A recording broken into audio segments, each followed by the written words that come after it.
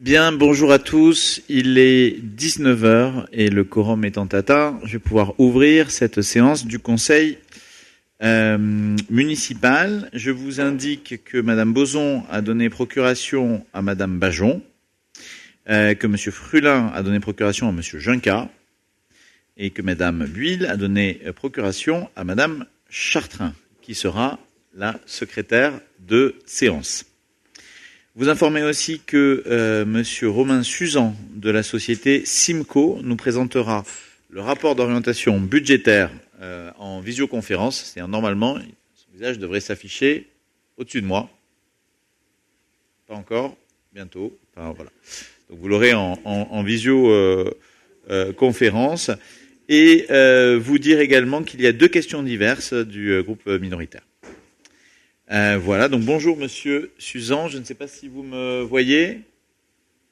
Bonjour, alors je ne vous vois pas, mais je vous entends très bien.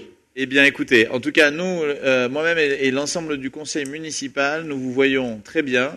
Vous voyez Madame Pranière, la directrice générale des services, et quant à nous, on est à côté et autour d'elle. Soyez-en certains.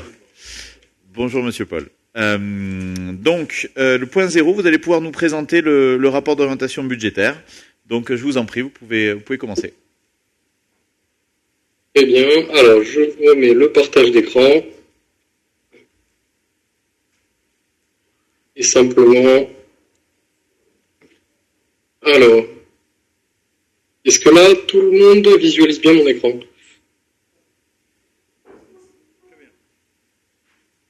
Vous m'entendez bien ? Parfait. Bonjour à tous. Donc effectivement, Monsieur Suzan de la société Simco, et donc je vais vous faire cette présentation du ROB 2025 pour la collectivité de Vican-Bigorre. Donc simplement, pour commencer une table des matières, il y aura une première partie sur la loi de finances 2025, le contexte économique avec certains dispositifs déjà existants et de nouveaux dispositifs qui émergent suite à la loi de finances. Une deuxième partie concernant donc l'analyse rétrospective, donc 2021-2024. La troisième sur le BP, donc votre BP 2025. La quatrième partie qui sera plutôt portée sur la prospective. Donc on est parti sur 24-26 au niveau du budget principal. Et une dernière partie au niveau des budgets annexes. Voilà, donc c'était une demande au niveau des budgets annexes. Donc on a rajouté ça cette année. Ils n'étaient pas présents l'année dernière. Alors simplement, voilà, une loi de finances, un contexte que vous connaissez tous, de toute façon, j'ai rien inventé à ce niveau-là. Donc une volonté de réaliser des économies avec un déficit public qui se creuse, et donc certains mécanismes qui ont été mis en place. Au niveau du contexte, donc assez générique, on a l'inflation donc qui devrait diminuer en 2025. On a aussi une croissance avec une prévision à 0,9% en 2025. Déficit public effectivement qui se creuse, ça je pense que tout le monde a suivi les dernières actualités, donc c'est plus un secret. Et vous avez donc les bases fiscales qui sont revalorisées 1,7 pour 2025 et une enveloppe globale au niveau des dotations qui se stabilise. Donc voilà, je vais revenir sur certains mécanismes, donc assez rapidement. De toute façon, c'est au niveau des dotations. Ce qu'il faut retenir en fait dans la finalité, c'est que ça va pas énormément bouger. Vous avez certaines enveloppes qui sont abondées, d'autres auxquelles on retire certaines sommes, mais à la fin vous avez une enveloppe de dotation qui reste assez stable sur cette année 25. Donc et de toute façon, il y a des mécanismes aussi qui permettent de pas sortir de la dotation. Enfin, vous avez des garanties. Donc voilà, pas de gros points au niveau des dotations. En tout cas, vous avez des enveloppes qui se renouvellent, et vous avez pour les communes classées certains mécanismes qui sont renouvelés. Donc là, on est sur le DILICO.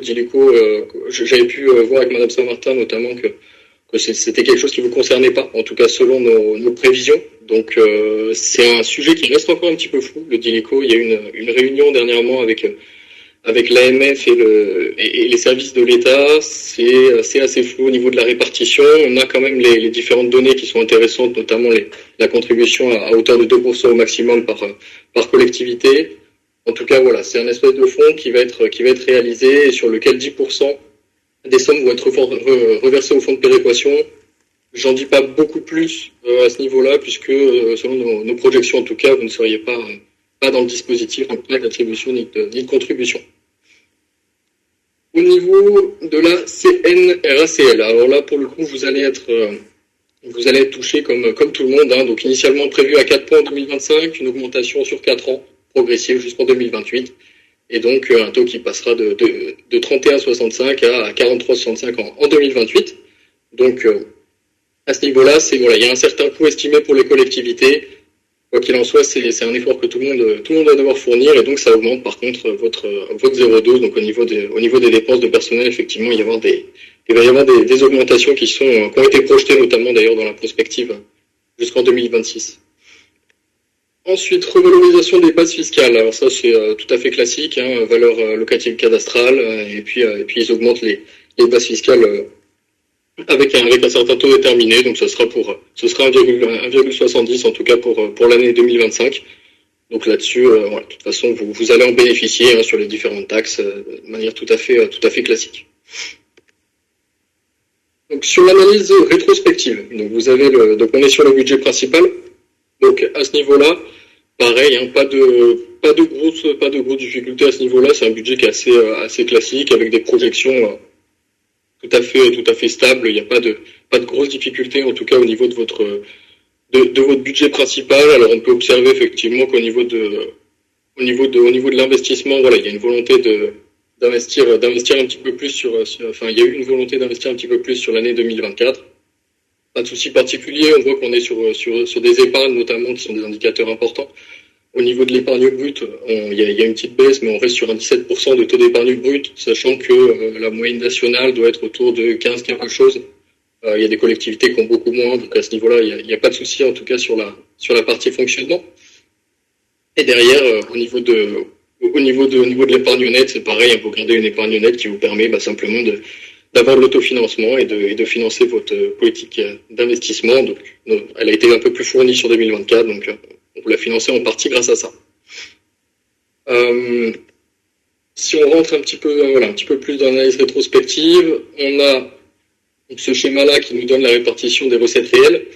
Donc une augmentation, hein, comme j'ai pu le notifier sur le côté droit, sur les trois derniers exercices de la fiscalité. Ça c'est tout à fait classique, pas de souci à ce niveau-là. Augmentation des produits de services aussi, donc entre 23 et 24. Donc c'était lié donc à une spécificité de votre collectivité, comme on avait pu en parler, donc notamment la vente de bois. Ensuite, au niveau des dotations, c'est pareil, hein, pas de grosses difficultés à ce niveau-là. On est sur une évolution tout à fait classique et sur 2025, comme je vous le disais, donc comme j'ai pu le notifier dans le contexte, effectivement, il y aura plutôt stabilisation de l'enveloppe globale et pour vous un impact qui sera pas forcément à prendre en considération. En tout cas, ce sera dans la continuité. Au niveau des dépenses réelles de fonctionnement, donc là, les dépenses réelles de fonctionnement, elles augmentent entre 23 et 24. Et pour en avoir discuté un petit peu avec Mme Saint-Martin, c'était lié à l'augmentation constatée donc sur les dépenses de gaz, l'assurance multirisque et la contribution SDIS. Et les dépenses de personnel vous avez un ratio ici qui est pas mauvais, ces dépenses de personnel qui représentent 44,5% de dépenses réelles fonctionnement, sachant qu'il y a une moyenne de strat à 56,8.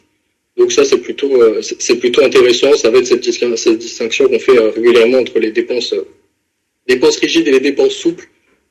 Plus vous avez de dépenses souples, plus votre pourcentage de dépenses souples dans le total est élevé, plus vous allez pouvoir jouer un petit peu avec les différentes dépenses. Donc ça c'est toujours intéressant d'avoir un ratio qui est pas très élevé au niveau des dépenses rigides. Voilà. Donc ça va être pour les dépenses de fonctionnement, les épargnes, donc évidemment qui sont corrélées aux recettes et aux dépenses, hein, donc la baisse de l'épargne brute qui a nuancé sur l'année 2023, ça effectivement c'était une spécificité aussi de votre collectivité. Il y avait l'indemnité d'assurance, donc au niveau des épisodes de grêle, 430 000 euros, qui est effectivement quelque chose de non récurrent. Donc si vous faites la différence entre les recettes et les dépenses, effectivement il y a des épargnes qui sont plus élevées sur 2023, mais c'est un petit peu en trompe-l'œil, puisque on retrouve finalement, si on regarde même l'antériorité, on retombe sur un niveau qui est sur une évolution en tout cas qui est assez classique et assez logique. Ensuite, donc, c'était au niveau de la dette, donc l'amortissement de capital, la dette capital restant. Effectivement, vous n'avez pas eu recours à l'emprunt depuis 2021, donc effectivement, de manière tout à fait logique, l'encours de dette baisse et votre capital est remboursé petit à petit. Et évidemment, vous avez la charge financière qui baisse aussi. Et par contre, sur la capacité de désendettement, la seule chose qu'on va pouvoir observer, c'est qu'effectivement, c'est un ratio qui va être lié à votre épargne brute et à votre encours de dette, ce qui vous donne des années de remboursement. Effectivement, on observe que entre 2023 et 2024, la capacité de désendettement augmente un petit peu. C'est logique, puisque vous aviez une grosse épargne brute en 2023, vous en avez une plus petite en 2024, mais vous avez aussi l'encours qui baisse. Donc, quand on fait le rapport entre les deux, effectivement, le fait qu'il y ait une plus petite épargne brute en 2024 fait que la capacité d'endettement est un petit peu moins élevée. Enfin, il est un petit peu plus élevée, plutôt. Et donc, ça fera 4,8 années au lieu de 3,8. Mais rien d'alarmant, c'est juste l'épargne brute qui revient à son niveau plutôt classique au niveau de votre strate de collectivité.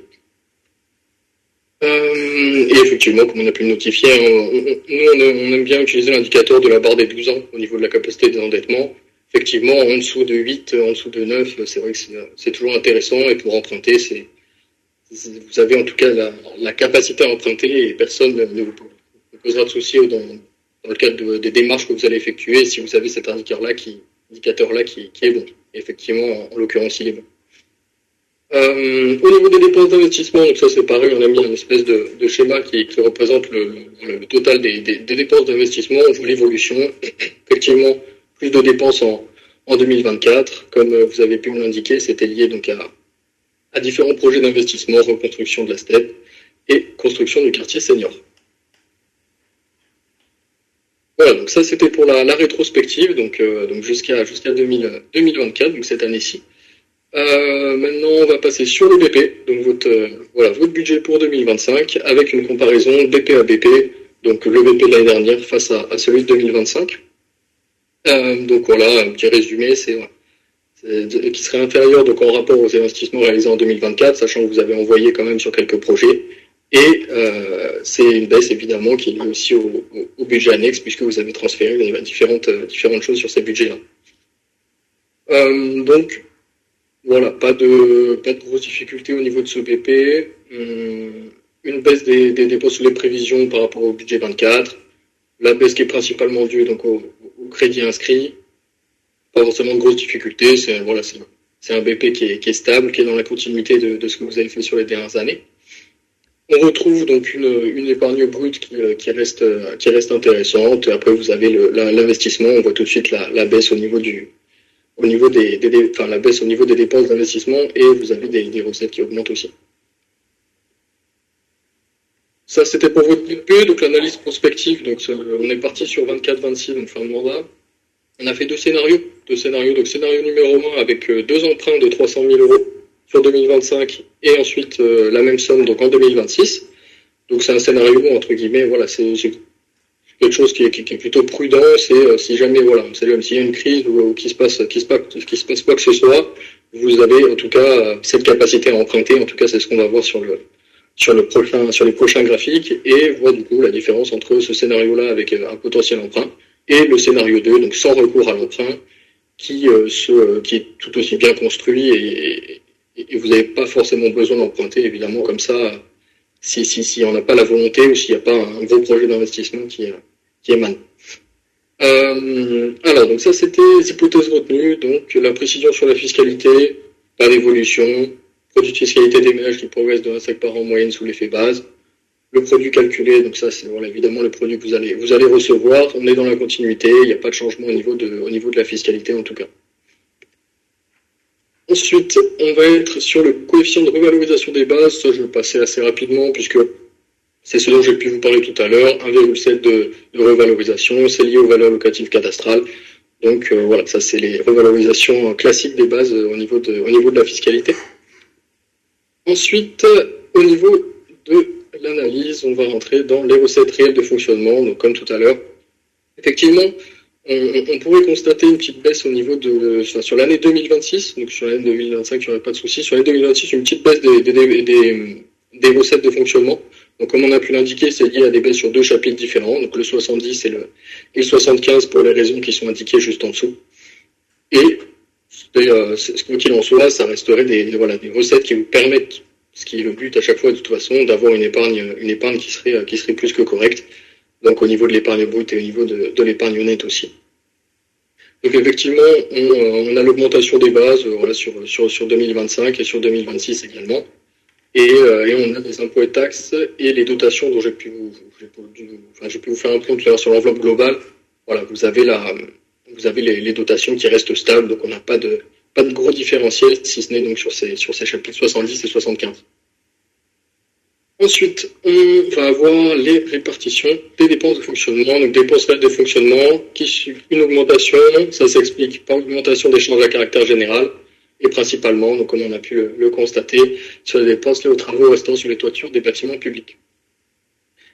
Et sinon, comme je peux l'indiquer encore une fois sur le dernier commentaire, c'est une évolution qui est assez logique et continue, donc de toute façon, vous avez la possibilité de retrouver ce PowerPoint, tout cet audio, je ne sais plus exactement comment vous procédez, mais en tout cas, c'est une évolution qui est à peu près classique, il n'y a pas de souci à ce niveau-là non plus. Vous pouvez observer le schéma de plus près.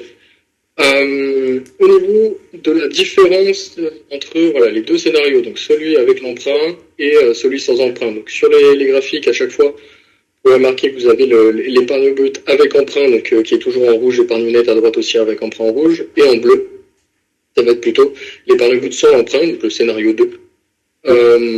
Légère différence à chaque fois qui est constatée pour une raison très simple. Au niveau de l'épargne brute, vous avez un emprunt, donc vous avez les intérêts qui viennent se placer dans le calcul, qui viennent augmenter les dépenses de fonctionnement. Donc vous auriez une petite augmentation au niveau une petite baisse plutôt au niveau de l'épargne brute, puisque vous auriez une augmentation de vos dépenses. Et sur le scénario de l'épargne nette, encore une augmentation un petit peu différente, puisque vous intégrez dans le calcul les remboursements de l'emprunt, les charges financières. En fait, simplement, vous avez la capacité à emprunter, c'est surtout ce qu'on va pouvoir voir sur le schéma d'après. Vous avez un encours de dette qui est tout à fait correct, des épargnes qui sont correctes. Donc, ce qui est important, c'est vraiment votre capacité à vous désendetter. Et elle reste stable, donc il n'y a pas de souci à ce niveau-là. Donc en soi, le scénario avec emprunt serait une possibilité aussi en cas de crise ou autre. Le dernier schéma de différenciation entre votre encours de dette avec emprunt ou sans emprunt, évidemment, si vous refaites un nouvel emprunt, évidemment, votre encours de dette va augmenter, ça c'est tout à fait logique. Ce qui compte, encore une fois, c'est le rapport entre votre encours de dette et vos épargnes. C'est le plus important. Et voilà, ce dont je vous parlais, ça c'était la capacité des endettements, donc c'est vraiment le ratio qui va être important. Effectivement, vous avez un scénario sans emprunt dans lequel la capacité des endettements reste stable. Voilà, après ça reste une prospective, donc par exemple sur 2026 on peut voir que ça augmente un tout petit peu. Effectivement, ça va être lié encore une fois au rapport entre votre encours et vos épargnes. Mais après, une prospective, quoi qu'il en soit, ça s'affine toujours aussi au fil de l'eau. Et là, une différence aussi minime, ça veut à peu près rien dire. Ce que ça veut dire surtout, c'est qu'il y a une stabilité et qu'il n'y a pas de souci au niveau de la capacité à emprunter. Sur la ligne rouge, donc avec emprunt, pour le coup, on voit effectivement, vous avez un encours qui augmente, donc le rapport entre votre encours et vos épargnes fait que vous avez une capacité de l'endettement qui augmente, mais qui reste, comme on a pu l'évoquer tout à l'heure, 5,5. Ça reste très correct. Il y a différentes collectivités avec qui j'ai pu travailler qui sont à 8, 9, 10. Voilà, ça peut arriver et c'est pas la même histoire. Et donc, l'analyse financière des budgets annexes. Alors, au niveau des budgets annexes, pour le coup, c'est beaucoup de transferts aussi. C'est beaucoup de, en général, je passe assez rapidement sur les budgets annexes, puisque voilà, vous avez une prospective. Donc, vous avez le budget aménagement foncier. Et celui-là, simplement, vous allez avoir des recettes qui vont arriver. Je crois que sur le schéma d'après, voilà, on voit qu'il y a des subventions d'investissement, il y a de l'emprunt aussi pour financer ce budget-là. Évidemment, derrière, vous allez avoir des recettes qui vont arriver. C'est des budgets qui s'autofinancent, donc il n'y a pas de difficulté à ce niveau-là. Donc il y a un petit récapitulatif si vous voulez regarder de plus près au niveau des différentes données. Donc ce soit les recettes, les dépenses, l'épargne nette également. Ensuite, on a le budget haut. Budget haut, c'est pareil, légère baisse des recettes réelles de fonctionnement. Donc ça, c'est lié à la surtaxe. Mais encore une fois, il n'y a pas de grosses difficultés. De toute façon, c'est évidemment un budget sur lequel vous allez avoir de l'épargne puisque vous avez les recettes qui sont en haut et les dépenses en bas. Et vous avez un financement qui se fait plutôt par l'autofinancement. C'est ce qu'on avait pu voir ensemble. Encore une fois, un petit récapitulatif du budget 2025. Vous avez le budget assainissement également. Donc, augmentation des charges financières dues aux intérêts, nouveaux emprunts contractés, avec la ligne de trésorerie qui a été souscrite. Donc, dans l'attente, évidemment, du versement. Donc, c'est des choses pareilles qui se rééquilibrent à la fin. Et vous avez cet autofinancement, ces subventions d'équipement qui viennent financer avec l'emprunt les différentes dépenses au niveau de ce budget-là. Pareil, le petit récapitulatif. Et à la fin, il y avait le budget trinqué, donc celui-là. Voilà, nouveau budget annexe qui va permettre d'identifier les dépenses et recettes relatives à la construction et à la gestion du trinqué. Fin des travaux prévus pour 2025 et les recettes et dépenses de fonctionnement qui sont estimées sur un semestre. Donc voilà, section d'investissement qui intègre les dépenses et recettes relatives à la construction. Pas de difficulté à ce niveau-là non plus, et je crois que j'arrive au bout. Alors je ne sais pas s'il y a peut-être une session de questions. Je pense que c'était l'objectif peut-être ensuite. Oui, ben d'abord merci Monsieur Suzan pour cette présentation, pour l'intégration des budgets annexes cette année dans le ROB. Oui, ben effectivement, est-ce qu'il y a des questions sur cette présentation concise mais assez exhaustive en même temps. Donc Monsieur Michelon.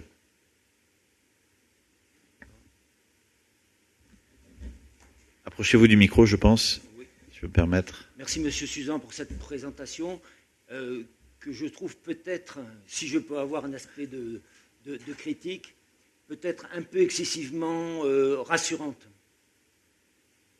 C'est-à-dire que, au fond, vous êtes revenu souvent sur le fait il n'y a rien d'inquiétant, c'est classique. Or, on est quand même dans une période où les choses ne sont pas du tout classiques. Enfin, vous l'avez rappelé sur un certain nombre de points au début. Les conditions d'environnement et internationales sont quand même assez préoccupantes. À la fois, si on reprend ce qui est le déficit budgétaire de l'État qui n'a jamais atteint ce niveau. Et puis, je ne vais pas revenir sur tout ce qui se passe sur le plan international, et peut-être aussi d'intégrer ce qui sont un peu plutôt les dernières alertes concernant la hausse des taxes par les États-Unis qui peuvent effectivement faire redémarrer une inflation toujours à craindre. Donc il me semble que les choses ne sont pas du tout stabilisées. D'ailleurs, on a eu quand même un vote budgétaire sur le plan national qui a été difficile, tardif, et qui laisse encore beaucoup d'incertitudes. Et je pense que là aussi, peut-être que les prévisions du gouvernement sont aussi un peu optimistes. Et vous savez, un peu cet excès d'optimisme a été certainement une des causes de la découverte du déficit gravissime de la France. C'est pour ça que je pense effectivement qu'il ne faut peut-être pas trop banaliser les choses. Et en tout cas, il est peut-être à penser qu'il serait tout à fait utile, non pas de voir l'épargne baisser, mais de voir l'épargne augmenter, parce que je pense qu'on est parti pour quelques années de restrictions budgétaires, ou en tout cas de budget qui soit stabilisé. Je pense qu'on est parti, enfin ce que l'annonce le gouvernement, on est parti sur 4 ans ou 5 ans, où globalement tout sera à peu près gelé. Donc, ce qui veut dire qu'il faut quand même avoir gardé raison et effectivement pouvoir reconstituer de l'épargne. Or, manifestement, les prévisions ne vont pas dans ce sens-là. Je souhaiterais aussi attirer l'alerte, ce qui est aussi certainement une baisse qui est à prévoir de l'ensemble des subventions ou dotations de l'État. C'est-à-dire on peut s'attendre. Il y a le fonds vert déjà qui a été touché. On va avoir certainement d'autres dotations qui vont être à la baisse.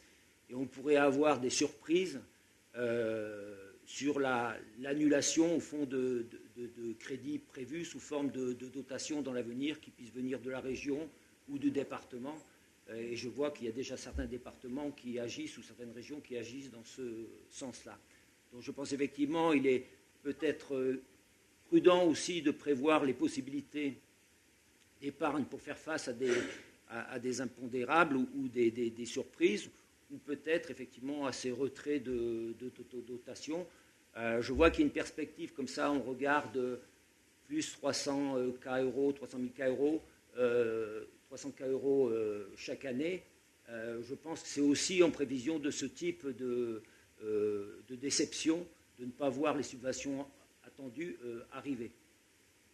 Est-ce que vous avez une question, Monsieur Michelon ? Non, c'était une observation. C'était une observation. Voilà. C'était précisément parce que j'avais remarqué que c'était plus dans le commentaire et l'analyse que dans une question. Vous voulez pas profiter de la présence de Monsieur Suzan pour peut-être poser une question précise ? Si je peux revenir juste sur une chose. Allez-y. Effectivement, sur le contexte économique, effectivement, je peux vous rejoindre puisqu'il y a beaucoup de choses qui vont bouger, mais c'est quand même compliqué de le prévoir aujourd'hui à l'instant T. Effectivement, vous n'avez pas tort, mais on va pouvoir s'adapter avec les différents éléments qui peuvent arriver.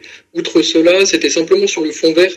Effectivement, il y a un abondement qui est moindre. Par contre, le fonds vert, de toute façon, c'est pas de l'argent que vous touchez vraiment, en soi. Et surtout qu'il n'y a pas il n'y a pas de dispositif restrictif pour le moment. Donc c'est vrai qu'à ce niveau-là, au niveau du fonds vert, il n'y a pas forcément de soucis pour l'instant. Mais vous avez raison, le contexte peut évoluer, ça reste une prospective.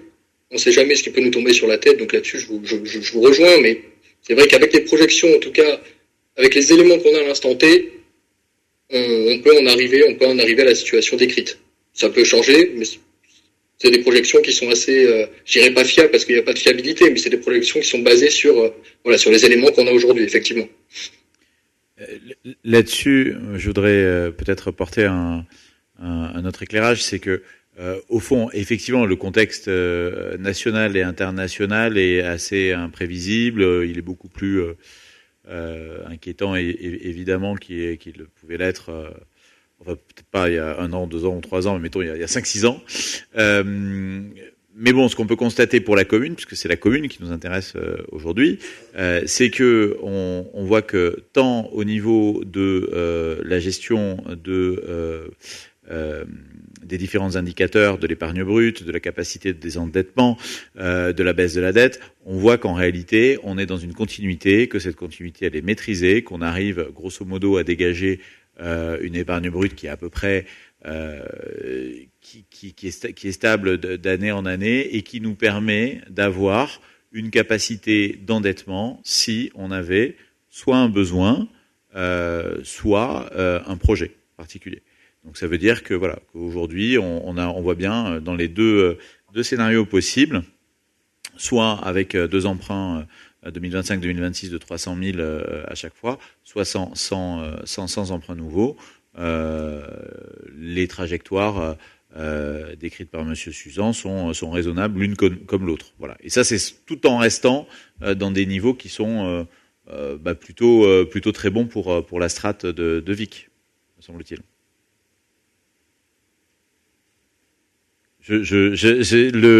Mon air interrogatif à la fin, Monsieur Suzan, appelait éventuellement une confirmation. Excusez-moi, j'avais pas. Pardon. J'avais pas entendu l'interrogation. Enfin, excusez-moi. Non, mais oui, je suis d'accord avec vous, notamment sur les épargnes. Ce que je vous expliquais tout à l'heure, effectivement, sur la baisse de l'épargne. Je sais plus si c'était pas. Alors, ça devait être ici. Hop. Voilà, effectivement, c'était lié notamment aux épisodes de mai. Vous avez une grosse rentrée de recettes qui est de l'exceptionnel finalement. C'est quelque chose que nous on considère comme pas récurrent, donc vous retombez à un niveau d'épargne qui est un peu au-dessus de la moyenne de la strate, effectivement. Bon, écoutez, je vous remercie. Oui, une autre question, Monsieur Michelon, allez-y. J'en aurais 2. Simplement, je suis toujours surpris là quand il y a des présentations des budgets, notamment quand on aborde les budgets prévisionnels. C'est voir l'écart important, et je m'en étais entretenu à la commission finances, c'est l'écart important qu'il existe entre les dépenses et les recettes réelles sur les 4, 5, 6 dernières années et ce qu'on pose comme budget prévisionnel chaque année. Et globalement, c'est des écarts presque de 350 K euros sur les recettes et les dépenses. Et je trouve ça tout à fait surprenant. Est-ce que vous pouvez nous l'expliquer ? Alors, simplement, d'expérience, en tout cas au niveau des budgets prévisionnels, c'est vrai qu'il y a une volonté en général de gonfler un petit peu parfois les dépenses pour avoir un petit peu de marge. effectivement, en général, c'est lié à ça. Effectivement, c'est très très rare qu'un budget prévisionnel soit réalisé. Et j'ai envie de vous dire que c'est presque une coutume, hein, finalement, au niveau des collectivités. Et d'un autre côté, ça rassure aussi un petit peu, parce que ça permet de se dire qu'on a quand même une petite marge, tout en sachant qu'effectivement, il est de coutume de ne pas réaliser son budget primitif. C'est presque une question théorique, quoi. Oui, mais est-ce que... Voilà, effectivement, c'est presque théorique comme interrogation, mais c'est pas une mauvaise interrogation forcément. Ouais. Est-ce que ça veut dire qu'au fond, la notion aujourd'hui de budget sincère ou budget insincère, ça n'a pas de sens? Non, je pense pas.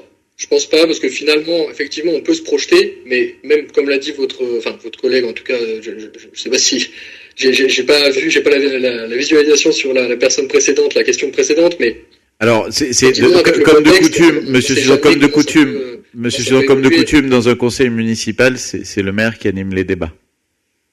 Comment? Comme de coutume, dans un conseil municipal, c'est le maire qui anime les débats. Non, effectivement, mais j'avais pas entendu vous dire la dernière personne qui avait posé la question, excusez-moi. C'était par rapport à ça. Enfin, voilà, en tout cas, c'est vrai qu'au niveau du contexte, effectivement, on peut jamais être sûr non plus d'une prospective et d'une projection. C'est pour ça que parfois vous pouvez avoir des écarts. En tout cas, c'est ce que je peux observer.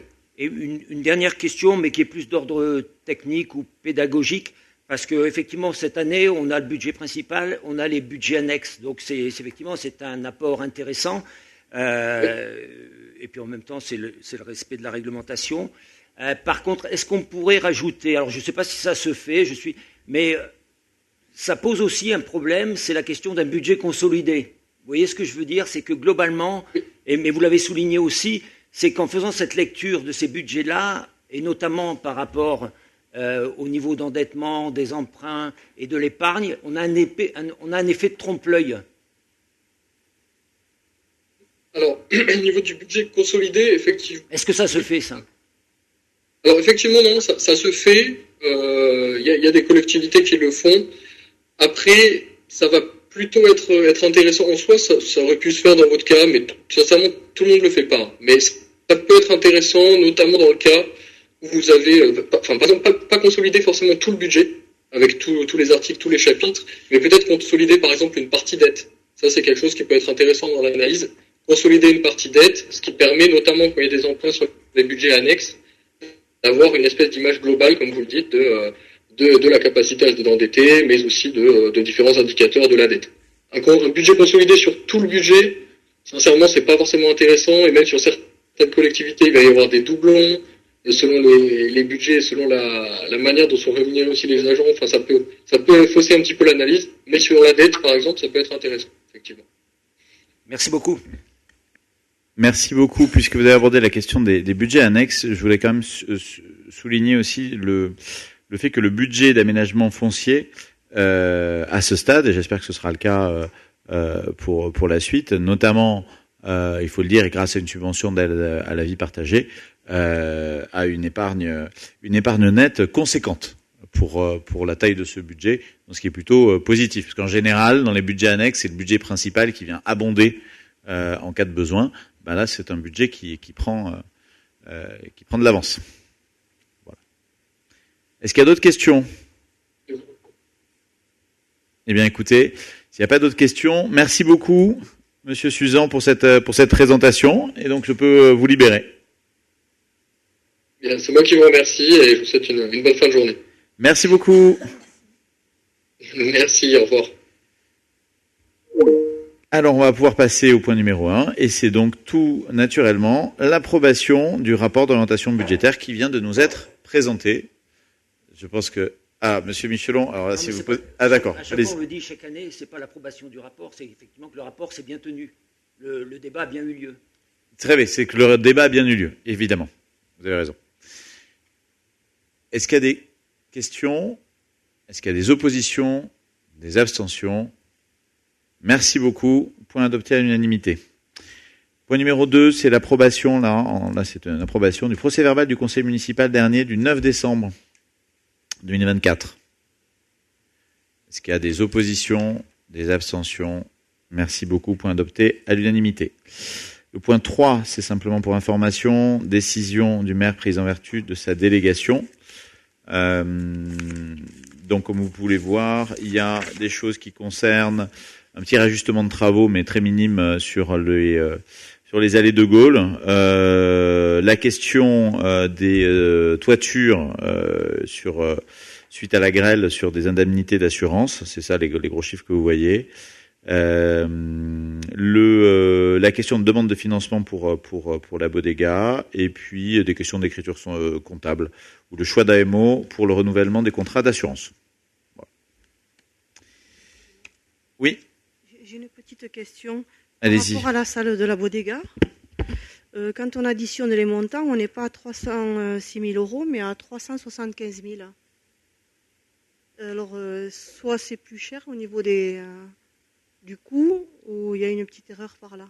Il doit y avoir une erreur parce que de mémoire, c'est bien le bon total. Donc, il doit y avoir une erreur. On verra lequel. J'avais pas fait l'addition, mais on regardera pour que ça corresponde bien. D'accord, merci. Merci de cette remarque. Point suivant, puisque celui-ci était pour information. Le point numéro 4, et c'est donc la création d'un nouveau budget annexe concernant le trinquet. Je donne la parole à Madame Guillard. Avec le micro.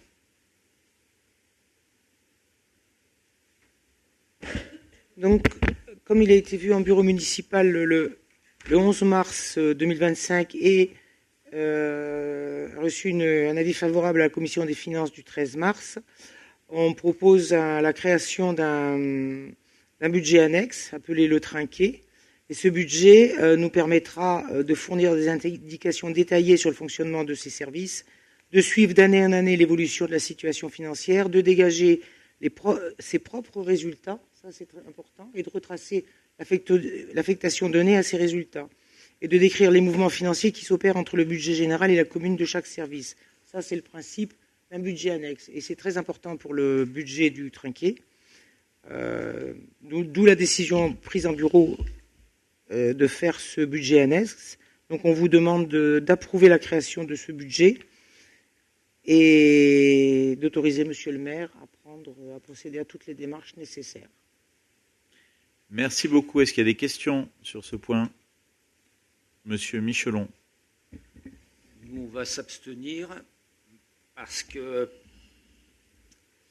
c'est pas très clair cette affaire, parce qu'on voit se multiplier là, s'additionner en tout cas les budgets annexes.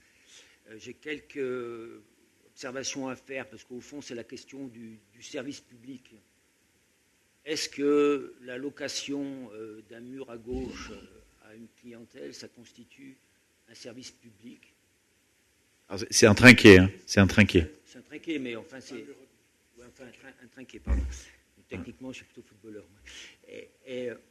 Donc, voilà, c'est un peu cette question. Est-ce que la location d'un trinquet rentre effectivement dans les compétences d'une municipalité?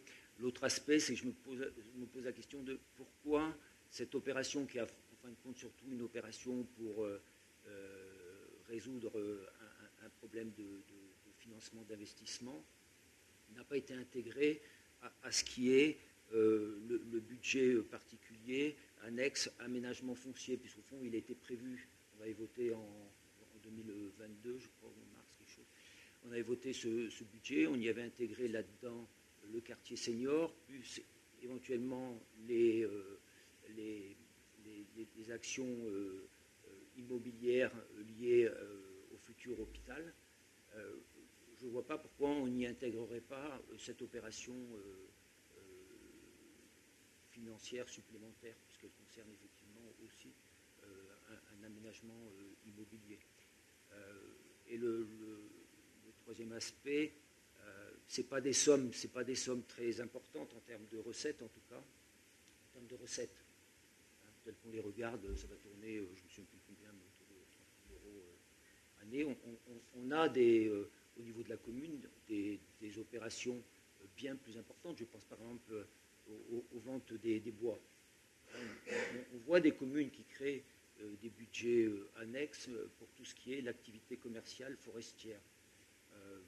Pour nous, j'ai regardé sur les années précédentes, il y a eu des fois des 100 000 € de vente bois qui justifierait peut-être un budget annexe. Mais là, sur des sommes aussi petites, je ne vois pas pourquoi on ne mettrait pas en place quelque chose qui serait de type la gestion de ce bâtiment est donnée à l'association l'association Pelotari basque. Alors Vicoise en l'occurrence, mais Pardon. Vicoise en l'occurrence. Ah pardon, oui, Vicoise. Et elle pourrait tout à fait gérer et, dans le cadre d'un concours, reverser une partie un peu comme ça avait été prévu pour les paddles. Ça m'apparaîtrait tout à fait raisonnable. Je ne vois pas pourquoi on aurait un budget annexe spécifique à ce projet-là. Notre position. Alors je vais vous expliquer pourquoi. Puisque ça a fait l'objet de questions et de réflexions. D'abord sur la multiplication ou l'addition des budgets annexes. Bon, en réalité, il y a eau, assainissement, ça c'est classique. On en a fait un pour les aménagements, et c'est obligatoire d'ailleurs, pardon, c'est classique et obligatoire. Sur la question d'aménagement foncier, effectivement, le quartier senior, c'était un projet à plus de 3 millions d'euros, donc il nous avait semblé, et il fallait qu'il soit rentable. Donc c'est pour ça et on le voit qu'il l'est. C'est pour ça qu'on l'avait spécifié.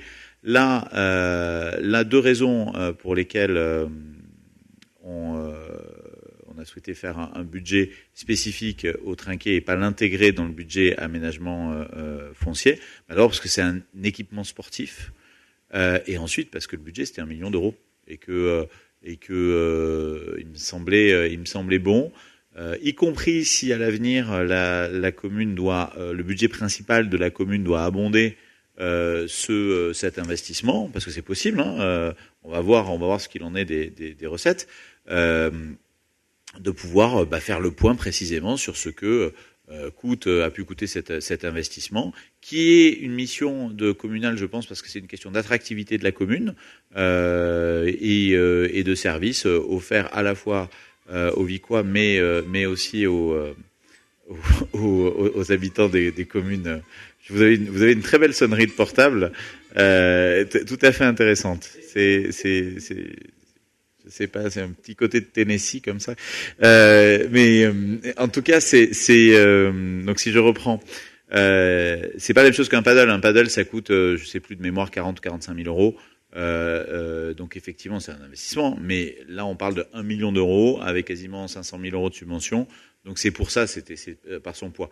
Par ailleurs, attention, les recettes que vous voyez, c'est sur 6 mois. Il faut doubler. Et enfin, sur la question du bois, effectivement, ça pourrait être un sujet. On ne s'est jamais vraiment posé la question sur un budget annexe sur le bois.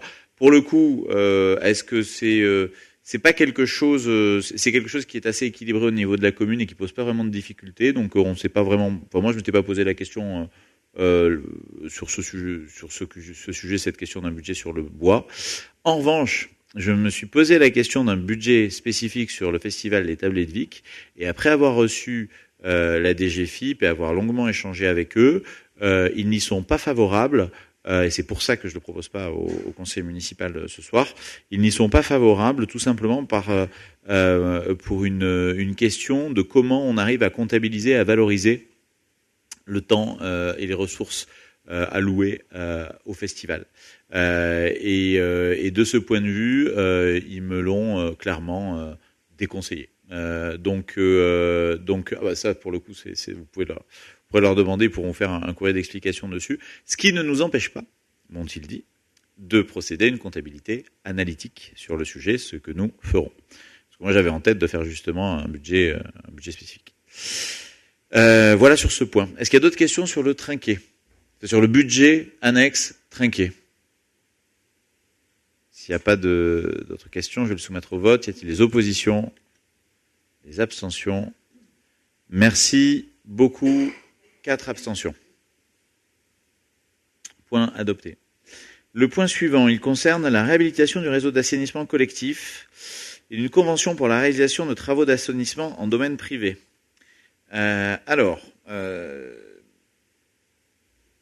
Donc c'est le point numéro 5. Oui, donc, vous savez qu'on est en train de réhabiliter le réseau d'assainissement collectif, cette réhabilitation est grandement financée par l'agence de l'eau. Or, la subvention l'attribution de l'aide par l'agence de l'eau à Dour-Garonne nécessite de contrôler toutes les installations d'assainissement, y compris du raccordement public jusqu'à l'intérieur des maisons. Et l'Assor a pu, je ne sais pas qui a fait le contrôle, c'est probablement l'Assor, c'est l'Assor oui, qui a fait le contrôle, et a pu compter 44 installations dans la commune qui ne sont pas conformes. Pour bénéficier et de l'attribution de l'agence de l'eau sur la globalité du travail sur les réseaux d'assainissement, mais aussi pour la mise en conformité de ces installations privées, puisqu'elles sont à l'intérieur des domaines privés, il faut mettre en place le système que je me propose de vous faire voter, à savoir que ce soit la commune qui prenne en charge la réparation, enfin en tout cas la mise aux normes de ces réseaux, après avoir signé une convention avec chaque privé, qui s'engage à rembourser 50% des coûts des travaux. Les 50 autres pourcents sont remboursés par l'agence de l'eau. Je ne sais pas si j'ai été clair. Si, merci. Donc voilà. Donc en fait, pour que ce système de financement marche, il faut que ce soit la commune qui le prenne en charge. Mais à la fin, ça ne doit pas coûter un euro à la commune, en dehors de l'ingénierie pour mettre en place les choses. Voilà. Et ça concerne 44 privés. Est-ce qu'il y a des questions? S'il n'y a pas de questions, est-ce qu'il y a des oppositions? Des abstentions? Point adopté à l'unanimité, merci beaucoup. Le point suivant, il concerne la fixation d'un montant de location logement au village senior Le Pigeonnier. Et je donne la parole à Madame Carrère. Bonsoir. Donc, le village senior Le Pigeonnier a ouvert ses portes en 2024 et est doté d'un logement annexe et situé dans l'ancien pigeonnier, accolé à la salle commune à usage de location à la nuitée. Dans ce cadre, il est nécessaire de définir un montant de location de ce logement partagé destiné à accueillir principalement les familles des résidents du village senior. Ce logement est donc proposé au montant de 30 € par nuit pour 1 à 2 personnes et 40 € par nuit pour une famille de minimum 3 personnes, 1 à 2 adultes et 1 à 2 enfants. Il est donc proposé au conseil municipal d'adopter les montants proposés afin de pouvoir proposer ce logement à la location, d'autoriser l'application de ces tarifs à compter de la présente délibération, d'autoriser Monsieur le maire ou son représentant à signer le contrat de location, ainsi que tout document et acte nécessaire à l'application de la présente délibération. Merci beaucoup, Madame Carrère. Est-ce qu'il y a des questions?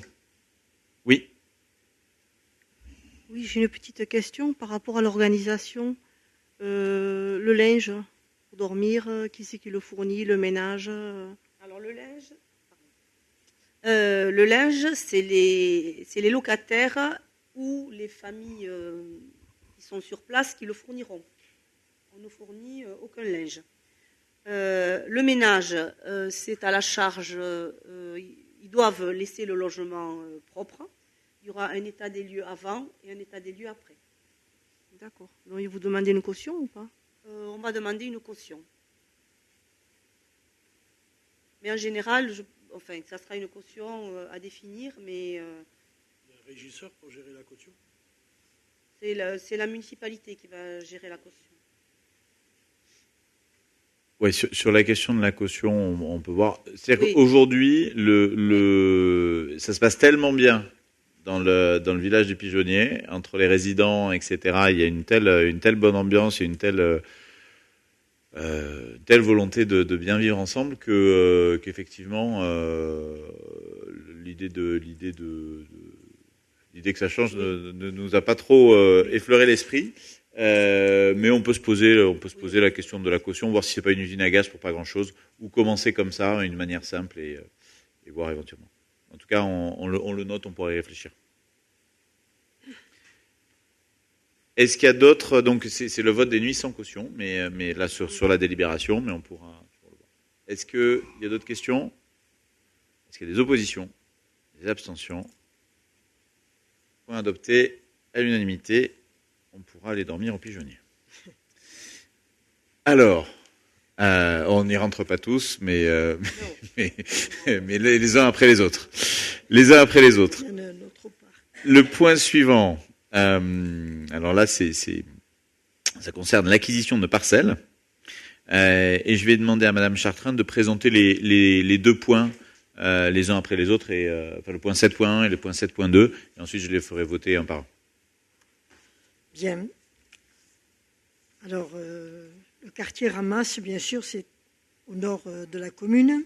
Et dans la continuité de l'acquisition des précédentes parcelles cadastrées section AL numéro 146, 160, 161 et Z2 numéro 45, 46, 47, 49, 51, 50, 52, lieu-dit Ramasse, acté par délibération des 29 mars et 23 juin 2022, 7 octobre et 9 décembre 24, il est proposé au conseil municipal d'acquérir la parcelle cadastrée section Z2 numéro 48, située lieu-dit Ramasse, qui est la propriété de M. Julien Manet et Mme Élodie Manet, d'une superficie de 2649 mètres carrés au prix de 7 € du mètre carré, soit pour un total de 18 543 €.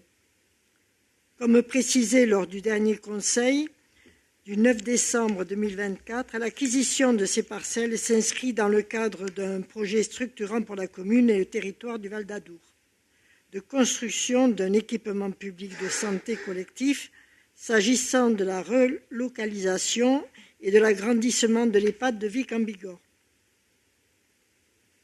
Merci beaucoup. Et donc le point 7.2. Voilà. Alors là, il s'agit des établissements Roubi, rue Maréchal Foch. Alors, la société Roubi est propriétaire des parcelles cadastrées section BK numéro 429, 443, 445 et 447 situées 52 rue Maréchal Foch et de la parcelle cadastrée section BL numéro 49 située lieu-dit Barada, c'est le canal.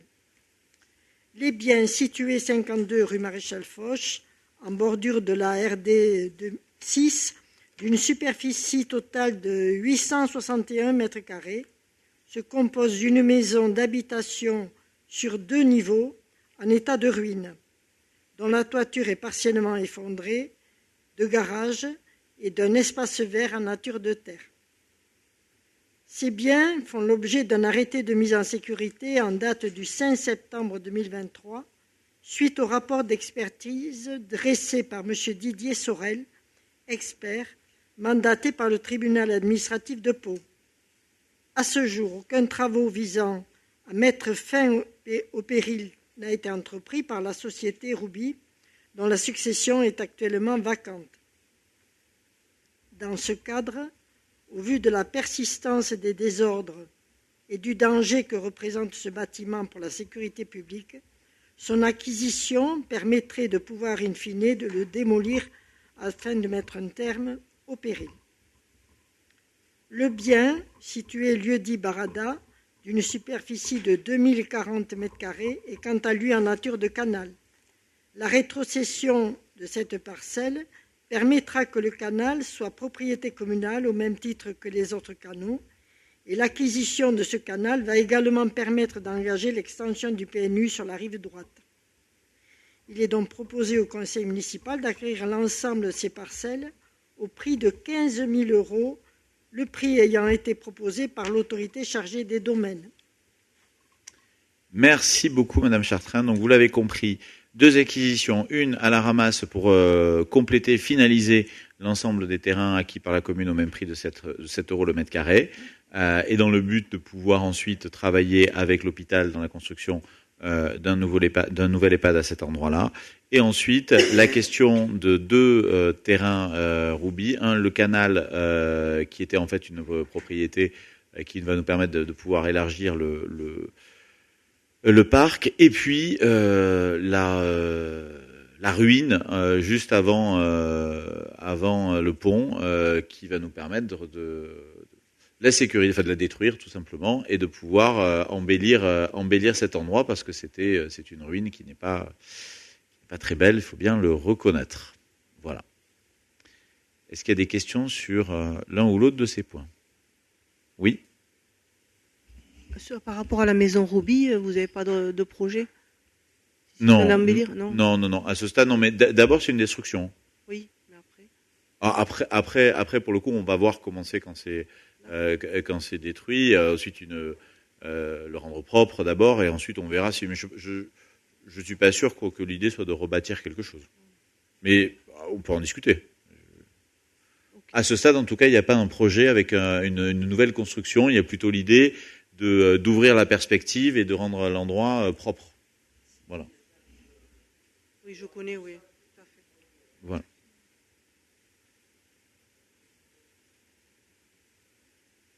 Et comme le fait remarquer la directrice des services, c'est en partie en zone rouge, de toute façon, pour toute reconstruction du PPRI. Voilà. On peut en tout cas voir, l'idée c'est que c'est un des jolis endroits de la commune avec une vue sur les Chesses, donc essayer de voir une jolie perspective. En tout cas, on règle le problème de sécurité et de laideur, on peut dire, parce que c'était pas beau. Je vais donc passer au vote. Pour le premier point, y a-t-il des oppositions? Enfin, le 7.1, y a-t-il des oppositions, des abstentions? On va voter à l'unanimité, merci beaucoup. 7.2 sur Rouby.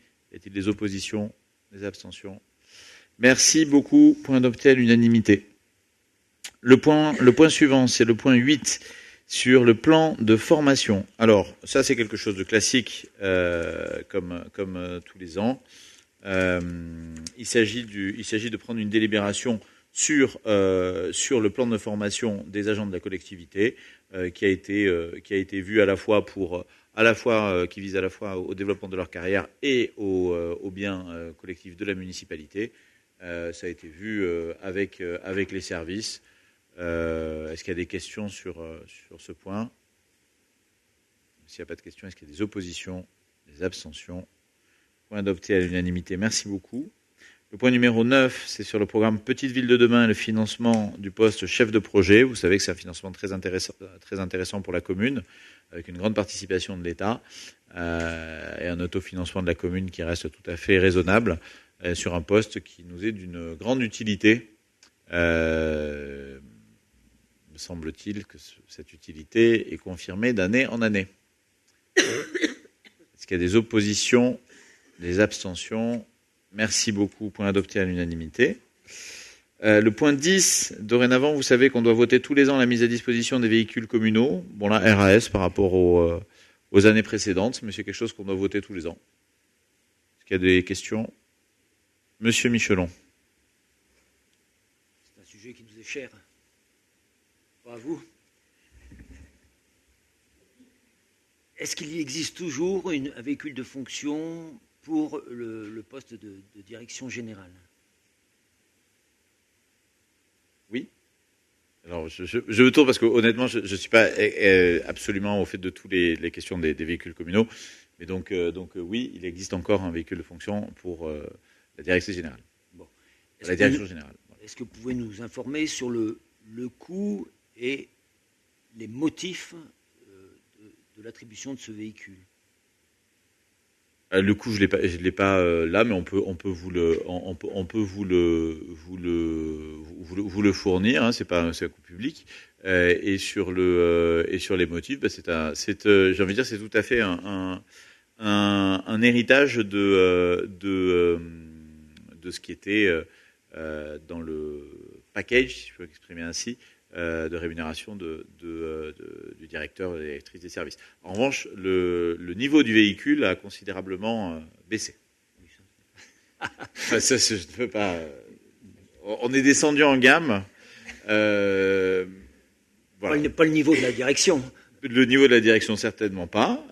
Mais en tout cas, sur la gamme du véhicule, eh bien, on est dans une catégorie tout à fait raisonnable. Bon, là, vous avez répondu me semble-t-il. À nos attentes, oui. Écoutez, je vois que vos attentes... écoutez, si en plus je réponds à vos attentes, je suis vraiment un maire comblé. Est-ce qu'il y a d'autres questions? Non. Je vais le soumettre au vote. Est-ce qu'il y a des oppositions, des abstentions? Point adopté à l'unanimité. Merci beaucoup. Donc finalement, on a trouvé un consensus sur ce sujet. Merveilleux. Le point suivant. Débat annuel sur la formation des élus. Pareil, c'est un débat qu'on doit avoir tous les ans, même si l'année dernière, il n'y a pas eu de sollicitation de formation d'élus. Est-ce qu'il y a des oppositions, des abstentions? Point adopté, merci beaucoup. Pour le point 12, c'est la création de la commission communale d'accessibilité. Je vais donner la parole à Madame Bajon.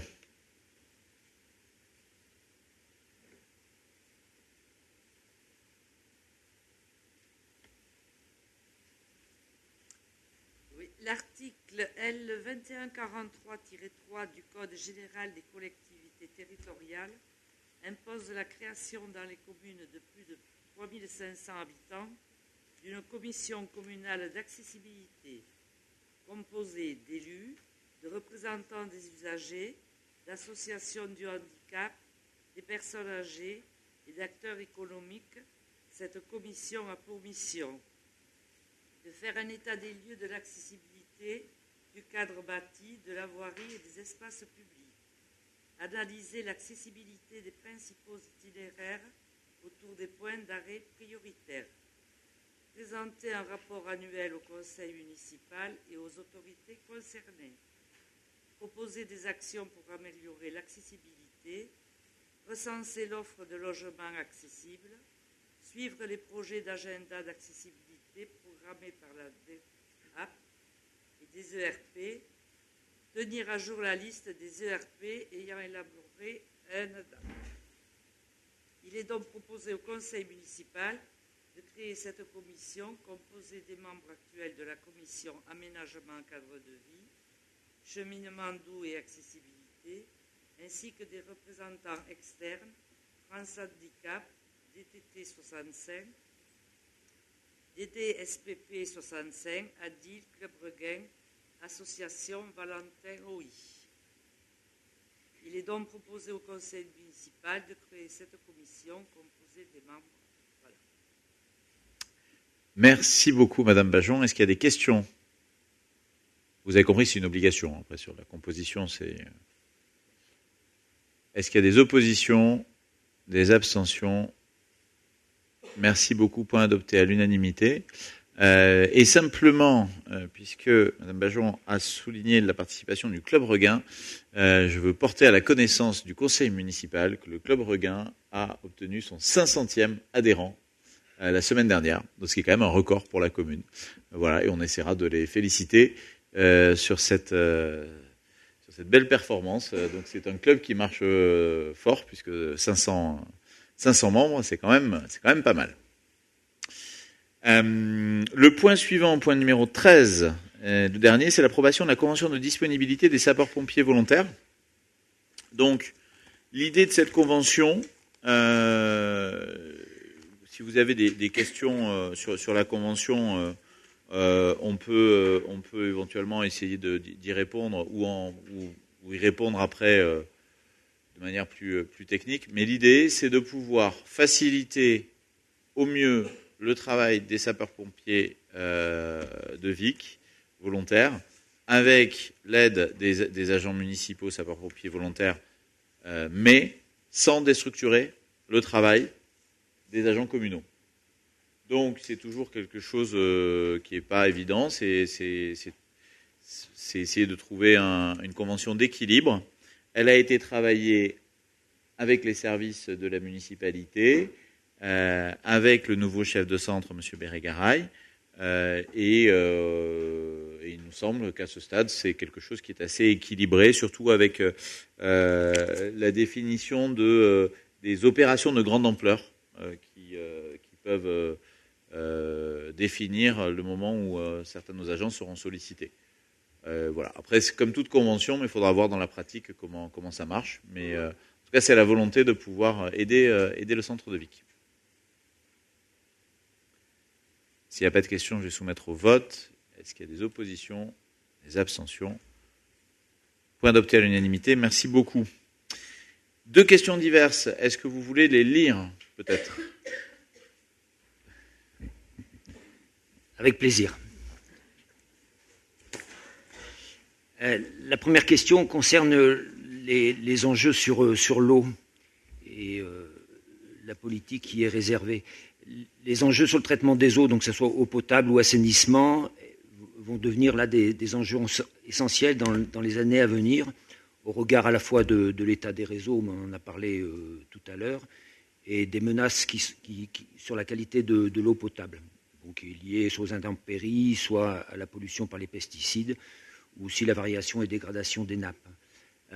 Récemment, l'État a mis fin à l'obligation de transfert des compétences eau-assainissement en 2026 à l'intercommunalité.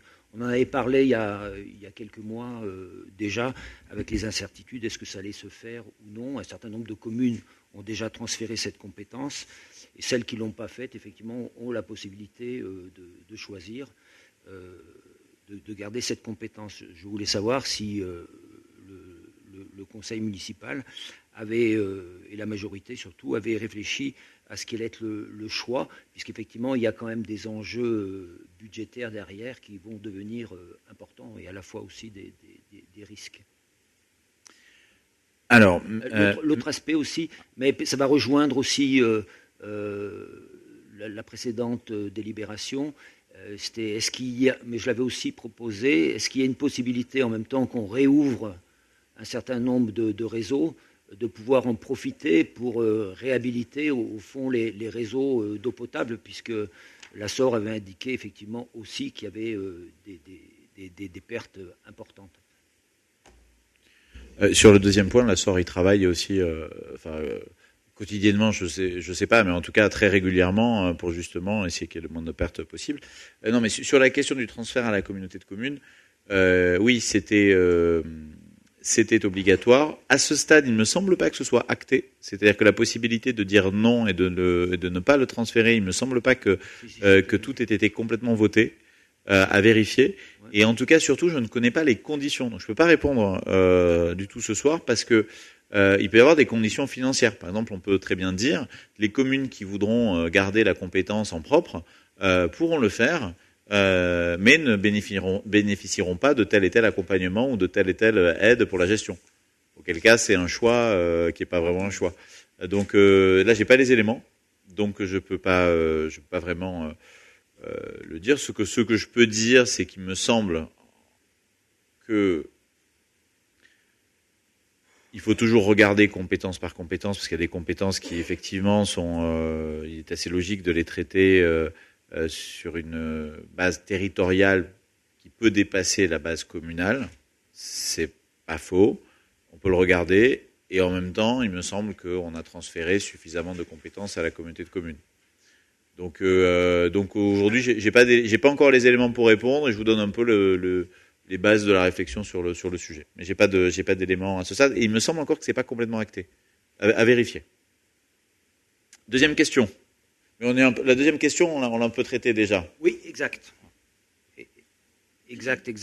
C'était juste, effectivement, peut-être réaffirmer cette idée que de bien réfléchir à cette notion de budget annexe. Est-ce qu'il est vraiment utile, comme on disait dans le film, est-ce que c'est vraiment utile ? Est-ce que c'est utile ? Est-ce que c'est vraiment utile ? Est-ce que c'est vraiment utile maintenant ? On a l'impression quand même que ça apparaît comme des gadgets, en tout cas certainement des budgets annexes qui sont certainement des budgets annexes provisoires, c'est-à-dire qu'à un moment il faudra décider de les supprimer puisqu'ils n'ont plus de raison d'être, puisque les remboursements d'emprunts sont achevés. L'autre point, je pense qu'il faut qu'on ait un peu peut-être dans le prolongement de ce qu'on disait sur des budgets consolidés, peut-être qu'en commission finance on prenne le soin d'explorer aussi ces budgets annexes de façon plus soutenue, puisqu'on est souvent sur le budget principal, on considère que c'est le budget le plus important. Je pense qu'en commission, il faudra que, je m'adresse à Christine Guillard qui me tourne le dos, mais elle n'y est pour rien. Oui, c'est le placement, c'est le placement, effectivement. Pour qu'on puisse avoir un ordre du jour qui intègre les budgets annexes. Alors je vais répondre, mais je crois que M. Vergès voulait prendre la parole. Moi, c'était juste un peu pour compléter la question de M. Michelon. C'est un souci que j'ai vu apparaître il n'y a pas longtemps, notamment en réunion de la communauté de communes, et quand on parle de pollution, il se passe des choses qu'il faudrait apprendre à maîtriser. On l'a découvert, ça existe depuis pas mal d'années, et comment dire, le laisser-faire avéré de dépôt de matériaux dans des zones où la nappe phréatique est présente, à mon sens, il va falloir être vigilant là-dessus parce que ça devient une habitude de la part des carriers. Il y a un exemple qui a été posé récemment à Maubourguet, mais c'est au-delà de cet exemple, de cette demande, plutôt, par le passé, c'est une pratique qui a été laissée donc à faire, et on a jeté n'importe quoi dans certains trous. Donc des exploitations, c'est-à-dire d'extraction de matériaux, qui ont été après recomblés avec n'importe quel matériau, et sans contrôle de qui que ce soit. Moi, je pose la question de savoir comment, à l'avenir, on va se positionner par rapport à ça, parce que nous allons y être confrontés, si ce n'est déjà le cas. Voilà. Alors, cette remarque venait plutôt compléter la question d'avant que la question de... Voilà, mais c'était juste qui venait compléter la question de l'eau et des nappes phréatiques. Sur la question des budgets annexes, en fait, le budget annexe, il a une vocation, c'est isoler un élément qui peut être autonome ou qui a vocation à être autonome dans son financement et dans dans son financement, un élément communal, que ce soit un service, un investissement, etc. Et dès lors qu'on veut isoler pour montrer justement que typiquement le quartier senior n'est pas une charge pour la commune, au moins le fait d'avoir un budget annexe. Si quelqu'un venait à dire le quartier senior coûte à la commune aujourd'hui, on peut tout simplement lui dire non, parce que s'il coûtait à la commune, il y aurait un transfert du budget principal vers le budget annexe. Or, ce n'est pas le cas. Si demain, le trinquet, si on a besoin de faire 10 000 euros ou 15 000 euros de transfert sur le trinquet du budget principal au budget annexe trinquet, on saura que le trinquet coûte 10 000 ou 15 000 euros à la commune, ce qui n'est pas un drame en soi, mais c'est simplement, ça permet d'isoler ces investissements, et c'est en ça que je trouve que c'est pertinent. Voilà. Je ne dis pas qu'il faut en faire pour tout, mais ça nous permet d'avoir les idées claires là-dessus et de ne pas répandre non plus de fausses affirmations sur ces sujets. Voilà. Eh bien, écoutez, nous avons épuisé l'ordre du jour. Je vous en remercie et je vais pouvoir clore ce conseil municipal. Excellente soirée à vous tous.